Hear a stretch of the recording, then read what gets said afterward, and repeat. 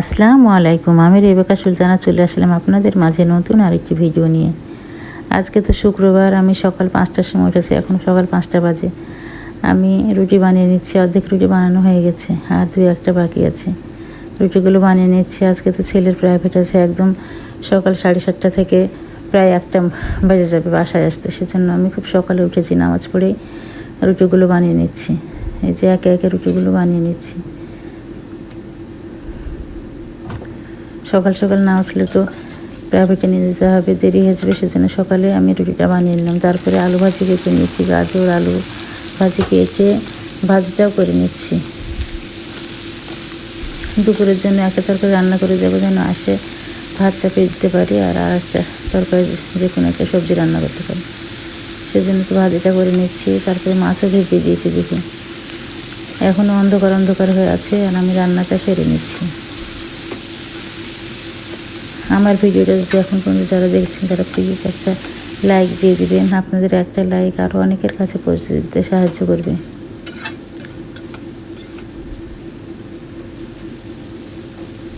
এই তো আলু ভাজিটা হয়ে যাচ্ছে। ঢেকে ঢেকে আমি আস্তে আস্তে আলু ভাজিটা করে নিয়েছি। আলু ভাজিটা করার পর তারপরে এতে বেড়ে নেব বাটিতে। খুব তাড়াহুড়া করে কাজ করছি সকালে, কারণ 7টার ভিতরে বাড়ির সাথে থেকে বেরিয়ে যেতে হবে। সেজন্য খুব তাড়াহুড়ো করে কাজ করছি। আলু ভাজি চাপিয়ে দিতে আমি মাছটা ধুয়ে ভালো করে লবণ হলুদ মাখিয়ে রেখেছি। এবার মাছটা ভেজে নিচ্ছি। একে একে মাছগুলো তো সব দিয়ে দেবো, দিয়ে মাছটা ভেজে নেব। মাছটা রান্না করে গেলে তাহলে আসে একটা তরকারি আর ভাত করা যাবে। সবজি তো রান্না করা লাগবে, সেজন্য মাছটাই রান্না করে যাচ্ছি আগে।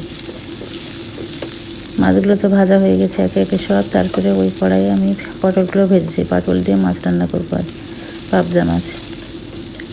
পটলগুলো ভেজে নিচ্ছি। এই তো পটল ভাজা হয়ে গেছে, মশলাগুলো কষানো হয়ে গেছে। মাছের মশলাগুলো কষানো হয়ে গেলে আমি পটলগুলো দিয়ে ভালো করে কষিয়ে নিচ্ছি।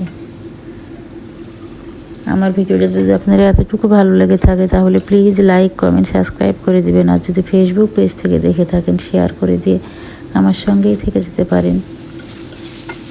এই তো পটলগুলো রান্না হয়ে গেছে। এবার পরিমাণ মতো পানি দিয়ে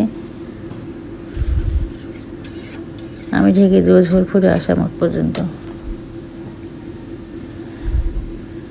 এই তো ঝোল ফুটে গেছে। এবার মাছগুলো একে একে আমি সব দিয়ে দিচ্ছি।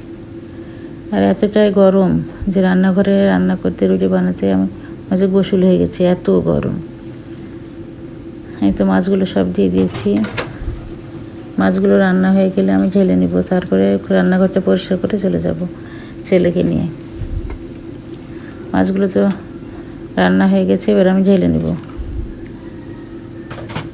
জিরা ফাঁকি দিয়ে দিব আর কড়াইগুলো সব মেজে রান্নাঘরটা পরিষ্কার করে চলে যাব গোসল করে। তারপর ছেলেকে নিয়ে চলে যাবে। এখন 7টা বেজে, খুব তাড়াতাড়ি করছি, 7টা বেজে গেছে। এই তো ছেলেকে প্রাইভেট থেকে নিয়ে চলে আসলাম 1:45 বাজে। দেখেন শাক নিয়ে এসেছে, এখন কখন শাকটা বাছবো। তাড়াহুড়ো করে ভাতটা চাপিয়ে দিয়েছে, ভাত হয়ে গেছে, শাক বাছাও আমার কমপ্লিট। এখন বেলা 2টা বাজে।